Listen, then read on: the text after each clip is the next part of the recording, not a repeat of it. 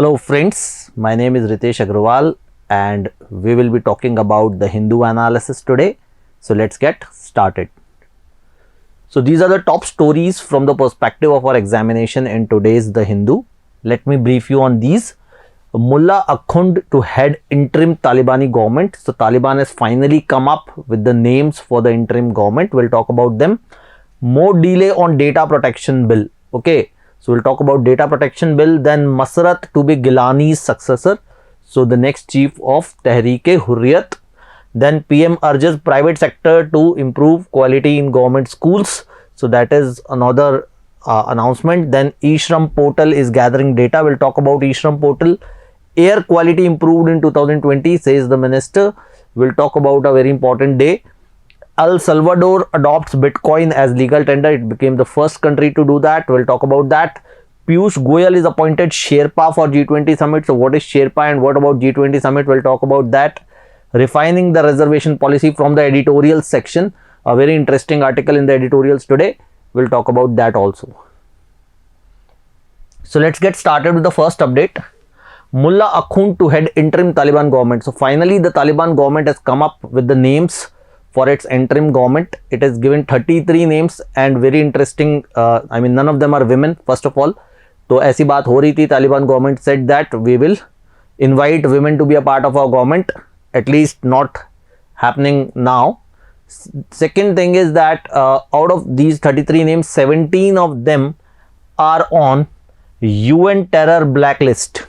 Okay, so UN terror blacklist. So interesting, isn't it? A country governed by terrorists. Okay, so let us look at some prominent names. So the prime minister would be Mullah Muhammad Hassan Akhund.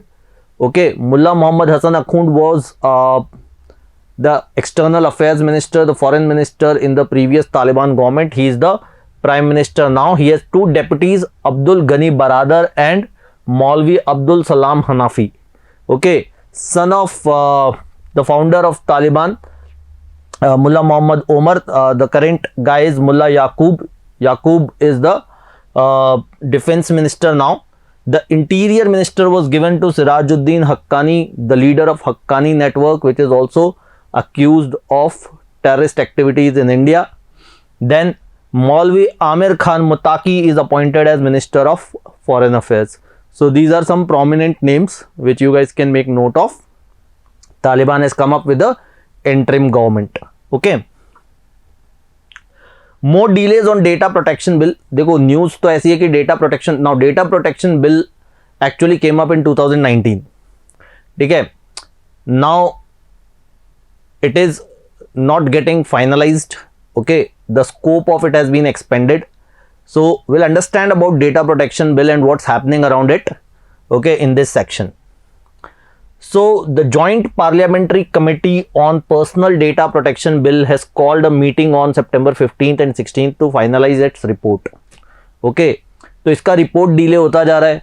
Why? Because of multiple things. The one thing is the committee structure itself changed over a period of time. ठीक है, इसकी chief पहले अभी recently council of ministers के expansion में थोड़ा इसका भी स्ट्रक्चर चेंज हो गया है. ठीक है, नए चीफ आए हैं इसमें, पीपी चौधरी. ठीक है, तो और दूसरी बात, इसका स्कोप बदल गया है. पहले इनिशियली जब डेटा प्रोटेक्शन बिल आया था इन 2019, it was about safeguarding the personal data. It said कि जो डेटा मल्टीपल एजेंसीज आपका कलेक्ट कर रही हैं उस डेटा के प्रोटेक्शन के लिए पर्सनल डेटा मीन्स आपका any data which can lead or disclose your identity. It may be your physical attributes, your biometric data, your financial data, ठीक है, your residential data. ठीक है, तो उसमें पर्सनल डेटा था. अब गवर्नमेंट ने उसको एक्सपैंड करके उसमें नॉन पर्सनल डेटा भी ऐड किया कि अगर नॉन पर्सनल डेटा भी जो एजेंसीज कलेक्ट कर रही हैं, ओके, वो नॉन पर्सनल डेटा को भी कैसे रेगुलेट किया जा सकता है. ठीक है, तो first of all, introduce the bill. The bill seeks to regulate the use of individual data by government and private companies, and it provides for a settlement of or establishment of a data protection authority. तो एक data protection authority होगी which will be responsible to ensure that the collected data by a government agency or a private agency is not misused. ठीक है. In July, PP Chaudhary took over as the chairman. As I told you earlier, it was Meenakshi Lekhi. Now it's PP Chaudhary. He has proposed a few additional changes, including expanding the scope of the Data Protection Authority to cover personal as well as non-personal data. So earlier we were talking only about personal data, now we are also talking about non-personal data. While the bill seeks to set up a body for governance of personal data, which is Data Protection Authority, in September 2019 it set up a new committee to recommend a framework to regulate non-personal data also. So it says that the government agencies and private agencies which are collecting your non-personal data, someone has to ensure that that non-personal data also is safeguarded and it is not misused. So data protection bill is a very important topic. Now थोड़े दिन पहले हमने बात की थी about Syed Ahmed Geelani, founder of Tehreek Hurriyat, a very prominent Kashmiri politician. He died recently और अभी तहरीक हुर्रियत के नए चीफ चुन लिए गए. The new chief's name is Masarat Alam Bhat. He is right now in prison. ठीक है. Now Tehreek Hurriyat is a separatist group which believes in the accession of Jammu and Kashmir in Pakistan. Okay, तो it believed in armed struggle also. So this is kindly controversial. So Masrat Alam Bhatt is the new chief of Tehreek-e-Hurriyat. ठीक है. Sayyid Ali Shah Gilani died recently. He was the founder of Tehreek-e-Hurriyat. He was one of the prominent names in terms of separatists operating in the Kashmir Valley. Okay.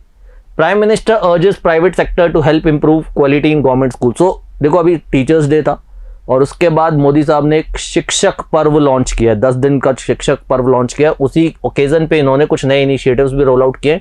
Addressing the inauguration of a 10-day शिक्षक पर्व, mister Modi praise teachers for using online teaching during Covid crisis. ठीक है, उन्होंने कहा कि भाई ठीक है, कोविड क्राइसिस के दौरान जब पढ़ाई हैम्पर हो रही थी फिर भी टीचर्स ने पढ़ाना जारी रखा एंड दैट एंश्योर्ड कि एजुकेशन में गैप ना आए. हालांकि because of the digital divide, a large section of population could not access that digital teaching, but still a substantial number of students could get benefited out of it. ठीक है. So what he said is that the private sector must come forward and contribute in increasing the quality of education in government schools. उन्होंने कहा कि जो सरकारी schools हैं वो क्यों सफर कर रहे हैं because of the lack of resources. So they said that probably the private sector can contribute towards development of government aided schools. So he rolled out 5 initiatives. ठीक है, 5 नए इनिशिएटिव्स उन्होंने स्टार्ट किए. पहला, 10,000 word dictionary for Indian sign language. Sign language, you understand ना, people who cannot speak or hear, they use sign language to communicate. So there is a 10,000 word dictionary which he launched for Indian sign language. Then a talking books project for visually challenged students, so those who can't see. So a talking books project will be there so that they can study with the help of them. Then a teacher training program for early childhood education, for preschool education. So early childhood education के लिए teacher training program. Then a standard setting authority for CBSE.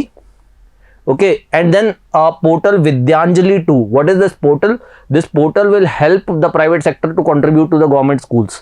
ठीक है. अब विद्यांजलि जो initiative है, it's not just about contributing money, it's also about volunteering. ठीक है. So if you want to teach in a government school, if you want to let's say volunteer for some other activity in a school, in a government school, you can do that through Vidyanjali portal. So that is again one initiative being launched by the Prime Minister on Shikshak Parv. So now we'll talk about the E-Shram portal. ठीक है, E-Shram portal was launched sometime back in the month of August to collect data about the workers operating in the unorganized sector. ठीक है, तो unorganised sector में जो workers काम कर रहे हैं, जिनके पास कोई प्रॉपर सैलरी रिकॉर्ड्स नहीं है, डॉक्यूमेंटेशन नहीं है, उनका डेटा कलेक्ट करना है. क्यों डेटा कलेक्ट करना है? ताकि उन पे जो टारगेटेड स्कीम्स हैं उनका बेनिफिट उनको डायरेक्टली दिया जा सके. तो ये पोर्टल ने अभी 21 लाख वर्कर्स का डेटा कलेक्ट कर लिया है. Since its launch it has registered 21 lakh workers according to the data on labour and employment ministries portal. It has been developed for creating a national database of organised workers. ये मैं आपको बता चुका हूँ. Unorganised workers for optimum realization of their employability and to extend the benefits of social security benefits to them. कौन इसमें register कर सकता है? Workers in organised sector, workers in unorganised sector from the age group of 16 to 59. ठीक है, 16 to 59 के age group में अगर आप हैं और अनऑर्गेनाइज्ड सेक्टर में काम कर रहे हैं, then you can register on this portal. Okay, देखो कल एक इंटरेस्टिंग दिन मनाया गया, September 7th. ठीक है, और September 7th को मनाया जाता है international day of clean air for blue skies. ठीक है, international day of clean air for blue sky. देखो जब 2019 पैंडेमिक आया, ठीक है, तब एक इंटरेस्टिंग डेवलपमेंट ये हुआ कि बिकॉज ऑफ लॉकडाउन एवरीवेयर गाड़ियों का चलना कम हो गया या बंद ही हो गया। बिकॉज ऑफ दैट ऑब्वियसली गाड़ियां नहीं चलेंगी तो पोल्यूशन नहीं होगा, और पोल्यूशन नहीं होगा तो क्या होगा कि एयर क्लैरिटी इंप्रूव हो जाएगी। एंड आपने देखा होगा उस समय मीम्स कि आपके घर की छत से you can see the mountains and all, right, that kind of memes were circulating, ठीक है। तो in 2019 only United Nations General Assembly passed a resolution to celebrate this day September 7th as International Day of Clean Air for Blue Skies, ठीक है। ये air clarity को promote करने के लिए उन्होंने एक दिन बनाया, तो ये September 7th यानी कल इसे मनाया गया।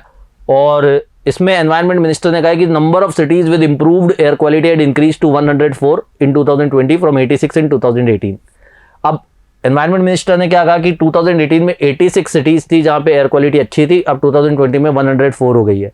और इसका श्रेय इन्होंने गवर्नमेंट को दिया। गवर्नमेंट को श्रेय इसका जाता नहीं है, इसका श्रेय लॉकडाउन को ही जाता है, ठीक है। 2018 में लॉकडाउन नहीं था, 2020 तक आते आते लॉकडाउन हुआ, जिसकी वजह से एयर क्वालिटी कुछ हद तक इंप्रूव हो गई है। जैसे जैसे हम इस फेज से दूर जाते जाएंगे एयर क्वालिटी फिर खराब होती जाएगी, ठीक है। तो ये डे के बारे में थोड़ी सी इंफॉर्मेशन जरूरी है। जैसे मैंने कहा 2019 में यूएनजीए ने रेजोल्यूशन पास करके ये डे सेलिब्रेट करना शुरू किया था। इस साल इसकी थीम थी हेल्दी एयर हेल्दी प्लैनेट, ठीक है। अभी तक 2 ही साल हुए इसे मनाते हुए। 2019 दिसंबर में रेजोल्यूशन पास हुआ था, फिर 2020 में आया था, तब इसकी थीम थी क्लीन एयर फॉर ऑल। फिर 2021 में इसकी थीम है हेल्दी एयर हेल्दी प्लैनेट, ठीक है। So this is again facilitated by United Nations Environment Programme. तो इसको ओवरऑल जो इस डे के आसपास की एक्टिविटीज देखता है वो UNEP United Nations Environment Programme oversee करता है। Okay, there is this country called El Salvador. What is interesting about this country? This country became the first country to adopt Bitcoin as legal tender. पहली country जिसने bitcoin को as legal currency accept किया है El Salvador बन गई है, ठीक है। अब आपके माइंड में 2 चीज आएंगी कि इन्होंने ऐसा क्यों किया, और दूसरा कि एल सल्वाडोर एक्चुअली कंट्री है कहाँ, ठीक है। नाम ही थोड़ा सा ऐसा लग रहा है ना कि शायद हमने पहले सुना तो है but we can't recognise it, ठीक है। तो देखो एल सल्वाडोर कहाँ है ये तो हम मैप सेक्शन में भी बात करेंगे, बट इन्होंने ऐसा क्यों किया है बिकॉज एल सल्वाडोर से बहुत सारे लोग हैं जो यूएसए में काम करते हैं और फिर यूएसए में काम करके they send money to their country, और इसके लिए वो बहुत रेमिटांस कमीशन, देखो ये जो पैसा होता है ना जो आपके देश के लोग बाहर जा करके अपने देश में भेजते हैं, इसे रेमिटांसेस कहा जाता है, ठीक है। And India is the number 1 country of inward remittance to receive inward remittance. Inward remittance का क्या मतलब, इंडिया से जो लोग यूएसए में, यूएई में, यूके में, दुनिया के अलग अलग क्षेत्रों में, कनाडा में, दुबई में जाके काम कर रहे हैं और वो जो हिंदुस्तान में पैसा भेज रहे हैं उसे इनवर्ड रेमिटांस कहा जाता है, ठीक है। तो इनवर्ड रेमिटांस रिसीव करने के मामले में हम कंसिस्टेंटली दुनिया की नंबर 1 कंट्री हैं, ठीक है। तो यहाँ के जो लोग इनवर्ड रेमिटांसेस भेज रहे हैं, ठीक है, उनको एक सब्सटैंशियल पैसा यूएस को देना होता है, ठीक है, as commission to transfer money to their home country, ठीक है। इससे बचने के लिए इन्होंने ये बिटकॉइन को लीगल टेंडर एक्सेप्ट किया है, ठीक है। अब ये देखते हैं एल सल्वाडोर है कहाँ। जैसा मैंने बताया कि यहाँ के काफ़ी लोग यूएस में काम कर रहे हैं, तो थोड़ा अगर आप लॉजिकली सोचेंगे तो आपको ऐसा लगेगा कि this country is in north America. It's a country based out of north America, ठीक है। नॉर्थ अमेरिका के मैप यहाँ पर आप देख पा रहे हो, ठीक है। यहाँ कनाडा है, यूएसए है, मैक्सिको, और मैक्सिको के पास नीचे ये जो टेल पार्ट है यहाँ पर छोटा सा ये येलो मार्क आपको दिख रहा होगा, दिस इज एल सल्वाडोर, ठीक है। This is a country called El Salvador, और इस कंट्री ने बिटकॉइन को एक्सेप्ट कर लिया as a legal currency, okay. चलो nice. Now let's talk about G20 summit. G20 summit होने वाली है अक्टूबर में, towards the end of October. कहाँ होने वाली है? रोम इन इटली, ठीक है। तो इस समिट के लिए शेरपा चुने गए हैं पीयूष गोयल। अब आप बोलोगे शेरपा क्या होता है, ठीक है। तो Sherpa is basically a representative of a country in a summit, ठीक है। Representative of head of state और रिप्रेजेंटेटिव ऑफ कंट्री, ठीक है। G20 लीडर समिट होगी, मोदी साहब भी पार्टिसिपेट करेंगे, ठीक है। But Piyush Goyal will be the sherpa. So government is appointed union minister for commerce and industry mister Piyush Goyal as sherpa for G20 meet, ठीक है। Next summit is scheduled at the end of October in Rome, and sherpa is what a personal representative of a head of state और government, which specially for the annual G7 and G20 summits में tradition रहा है। अब G20 group के बारे में थोड़ी बात कर लेते हैं। देखो G20 group is a group of 20 countries, basically 19 countries and European Union itself is a group then, ठीक है। तो ये दुनिया की मेजर इकोनॉमीज को कवर करता है, दुनिया की सारी मेजर इकोनॉमीज को कवर करता है, और इसमें इंडिया भी एक मेंबर है, ठीक है। It's a economic group founded in 2009 में, जब दुनिया एक इकोनॉमिक 1999 में जब हम एक इकोनॉमिक क्राइसिस से जूझ रही थी दुनिया, तब ये ग्रुप फॉर्म हुआ था। G20 was founded in 1999 in response to severe world economic crisis, ठीक है। तो ये एक इकोनॉमिक ग्रुप है जिसकी हर साल एक एनुअल मीट होती है, ठीक है। तो G20 मीट कब होने वाली है? अक्टूबर में। कहां होने वाली है? इटली, रोम, ओके। चलिए, अब ये आज का एडिटोरियल सेक्शन में देखो, एक बड़ा इंटरेस्टिंग आर्टिकल है। अब देखो, एडिटोरियल्स हमारे पास 5 या 6 आर्टिकल्स होते हैं। मैं प्रैक्टिकली आपको सारे एडिटोरियल्स में से जो एडिटोरियल मुझे ऐसा लगता है जिसमें बहुत सारे फैक्ट्स हैं और उनमें से कुछ फैक्ट्स आपके काम आ सकते हैं, ठीक है, वो एक्सप्लेन करने की कोशिश करता हूं, ठीक है। That is what we are looking at, ठीक है। तो ये एक बड़ा इंटरेस्टिंग आर्टिकल है अबाउट रिजर्वेशन पॉलिसी, जिसमें कुछ इंटरेस्टिंग फैक्ट्स हैं, तो हम उसके बारे में बात करेंगे, ठीक है।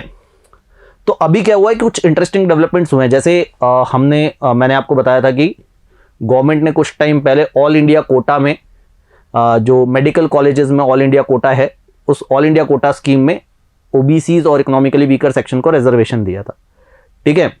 उसके बाद गवर्नमेंट ने थोड़े टाइम में 127th अमेंडमेंट करके एक और काम किया कि स्टेट गवर्नमेंट्स को राइट दे दिया कि आप अपनी ओबीसी लिस्ट बना सकते हैं, ठीक है। इन सारे डिमांड्स के बीच में बाकी सारी काफ़ी स्टेट गवर्नमेंट्स ने डिमांड की कि आप कास्ट सेंसस करवाओ। अगर आप हमें ये राइट दे रहे हो कि हम अपनी खुद की ओबीसी लिस्ट बना सकते हैं, तो आप कास्ट सेंसस करवाओ, ताकि हमें ये पता चल सके कि कौन सी कास्ट कितनी डोमिनेंट है, क्या उसके रिलेटिव पोजीशन है, और हम उसके हिसाब से उन्हें ओबीसी में क्लासिफाई करें या नहीं करें, या कैसे करें, कितना दें, ठीक है, वो सारी चीज़ें हो पाए। उसके बाद अलावा स्टेट्स ने ये डिमांड रखी कि आप 50% कैप जो लगा रखी कि 50% से ज़्यादा रिजर्वेशन नहीं दिया जा सकता, उसे भी रिलैक्स करो, ठीक है। तो ये पहला पॉइंट ये कहता है, recent developments have given a fillip to the demand for a caste based census and removal of 50% cap on reservation, ठीक है। Those advocating for this argue that only caste based census can bring to the fore the composition and numerical strength of various castes. Using this as the basis 50% cap on reservation can be breached, ठीक है।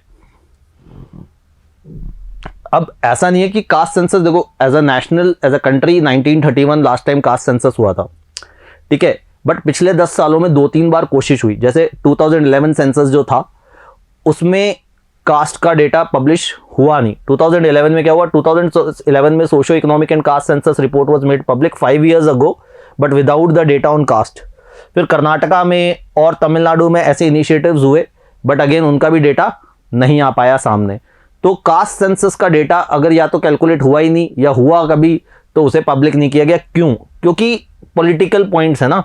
It is natural that political parties will not agree with the findings of a caste based census. तो पहला point तो क्या कहता है, for example let's say आपकी caste census में ये पता चलता है कि एक पर्टिकुलर कास्ट जो कि आपके प्रोविंस में ज़्यादा डोमिनेंट नहीं है, जिसकी स्ट्रेंथ ज़्यादा नहीं है, पॉलिटिकल स्ट्रेंथ ज़्यादा नहीं है, और लेकिन उसकी पॉपुलेशन ज़्यादा है, तो क्या आप उसे उस पर प्रेफरेंस दोगे, उसको ज़्यादा रिजर्वेशन दोगे बजाय उस कास्ट के जिसके वोट बैंक, जो आपका बड़ा वोट बैंक है, ठीक है। तो इस तरह के कंसिडरेशन पॉलिटिक्स में आपके सामने आता है, ठीक है। उसके अलावा एक प्रॉब्लम क्या है कि there is no provision in the constitution to link the quantum of reservation to the population of the OBCs.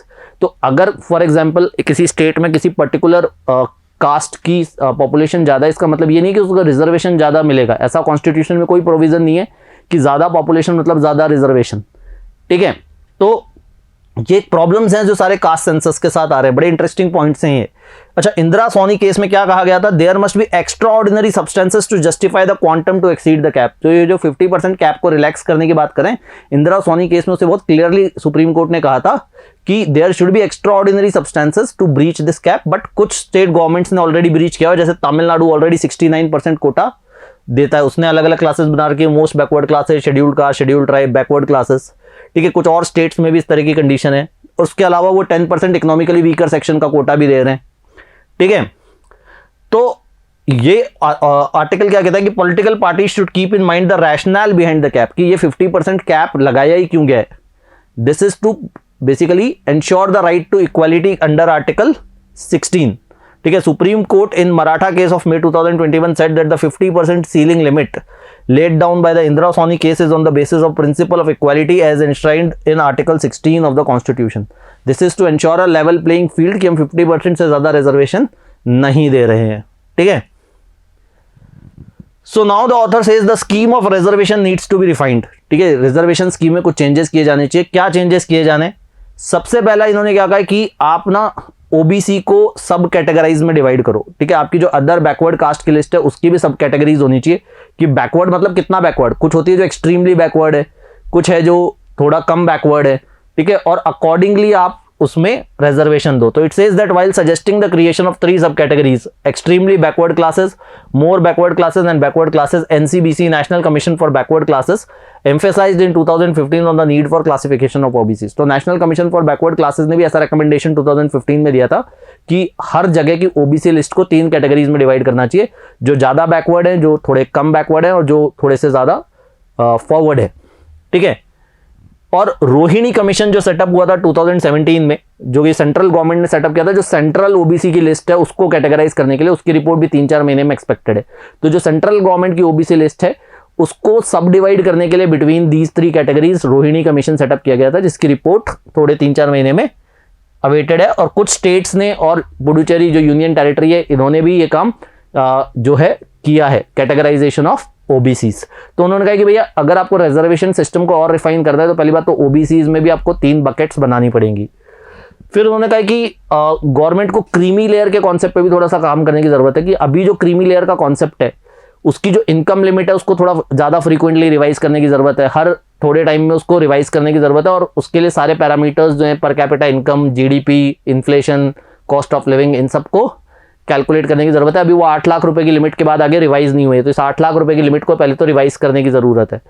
फिर उन्होंने कहा कि इनकम को आप कैसे कैलकुलेट करते हो इसको भी देखने की ज़रूरत है, क्योंकि आज की तारीख में जो क्रीमी लेयर का कॉन्सेप्ट है उसमें एग्रीकल्चरल इनकम नहीं ली जाती, उसमें इनकम फ्रॉम सैलरी नहीं ली जाती, उसमें इनकम फ्रॉम अदर सोर्सेज ली जाती है.